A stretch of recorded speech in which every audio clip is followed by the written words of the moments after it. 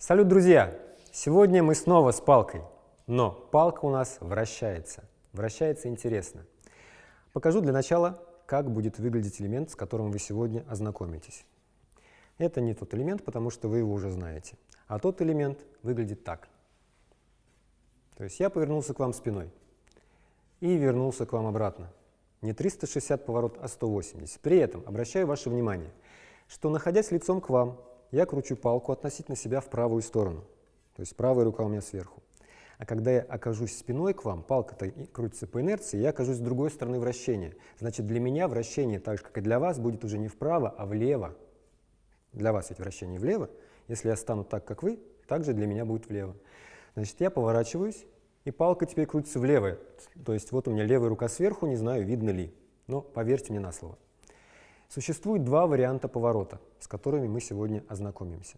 Через одну сторону и через другую сторону, несмотря на то, что палка будет крутиться в одном и том же направлении. Но поменяется относительно вас, когда вы развернетесь. Поучимся поворачиваться. Итак, для начала одной рукой сделаем такое движение. У нас есть такой хват в процессе вращения двумя руками. Да? Ладошки наверх. Палка крутится у меня сейчас в правую сторону, то есть она вот так вот будет доворачиваться. Вот из этого положения палка доворачивается, у меня появляется лайк, то есть большой палец у меня начинает смотреть наверх. И вот этим лайком, большим пальцем, вот таким вот широким движением через сторону я завожу палку себе за спину. И здесь, посмотрите, палка у меня снова по инерции вращаясь, разворачивается, разворачивает мою руку ладонью наверх. Я сейчас отошел, чтобы вам было видно. Еще раз попробуем это сделать. Итак, у меня, когда я кручу в правую сторону, левая рука нижняя, ладони наверх берет. Палочка докручивается до лайка. И вот этим лайком в продолжение вращения я вот сюда двигаю в сторону и за себя втыкаю таким большим пальцем. Палка продолжает крутиться по инерции, но уже крутится для меня влево. С той стороны будет все то же самое, только другой рукой. Сейчас я со спины как раз покажу, чтобы вам было понятно. Вот я кручу влево, и у меня здесь правая рука снизу. Вот, да? Вот так.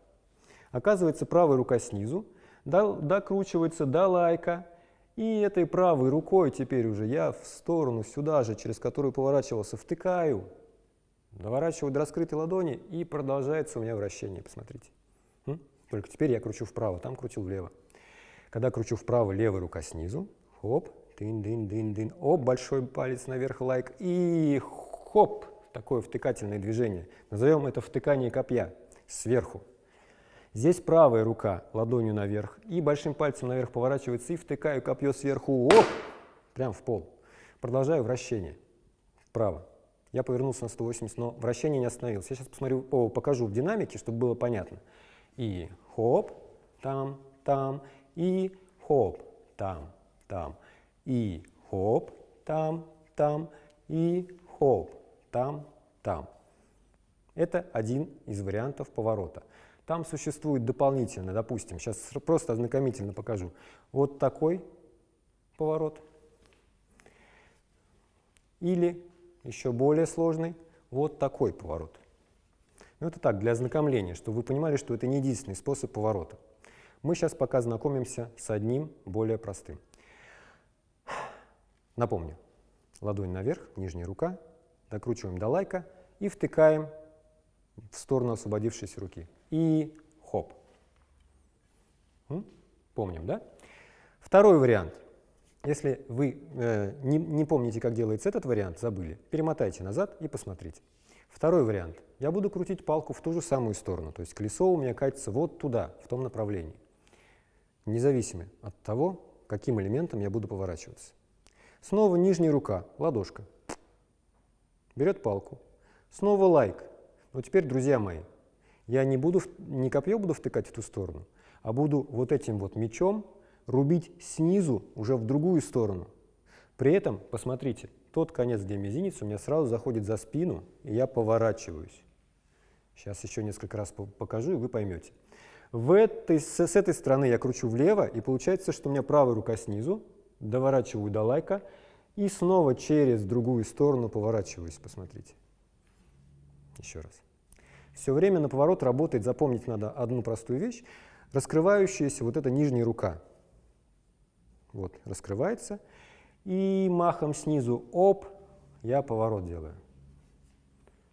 Другая рука, правая. И оп. Итак, через ту сторону я поворачиваюсь втыканием копья сверху. Вот таким образом.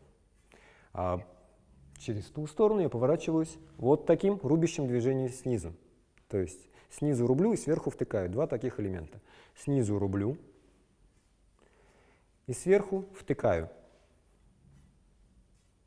Менять направление вращения не будем, потому что с той стороны, когда я стоял лицом туда, а спиной к вам, я крутил как раз относительно себя в другую сторону. Важно что понять, что мы сейчас в домашнем задании будем делать. Оба этих варианта поворота как совместить, запоминайте. Я повернусь сначала туда, сверху втыкаю, покручу здесь в левую сторону несколько раз, повернусь через другую сторону, другим элементом снизу рублю. Так я сделал из двух частей поворот на 180, то есть в сумме получилось 360. Теперь другой рукой я буду снизу рубить туда и сверху втыкать в другую сторону. Еще раз домашнее задание в более быстром темпе.